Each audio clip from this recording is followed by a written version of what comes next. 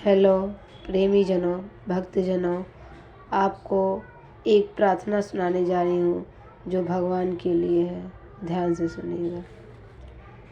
भगवान से सच्चे मन से प्रार्थना कीजिए, मेरे नाथ, यदि आप मुझ इस गिरी अवस्था में देखना पसंद करते हैं, इस प्रकार से निरंतर मेरे मन में अशांति बनी रहने देने में ही आपका चित्त प्रसन्न होता है। बार बार मेरे सामने आप आते हैं और आपका मैं तिरस्कार कर देता हूँ।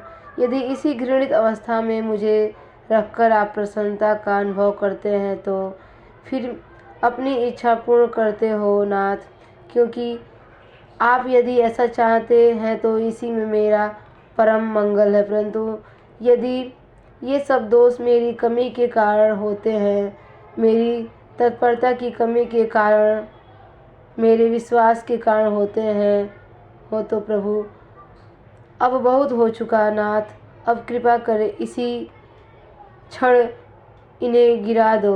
मैं अबोध हूँ, अज्ञानी हूँ, पतित हूँ। मुझे पता नहीं कि मेरे मन में ये दोष किस कारण से आते हैं। इनके मिटाने का उपाय तो सुनता हूँ, परंतु इसका आचरण भी मुझसे नहीं होता है। क्यों नहीं होता, इसका कारण भी मैं नहीं जानता नाथ। अतएव हे दया के सागर, अब मेरी ओर निहारो और फिर जो उचित हो करो।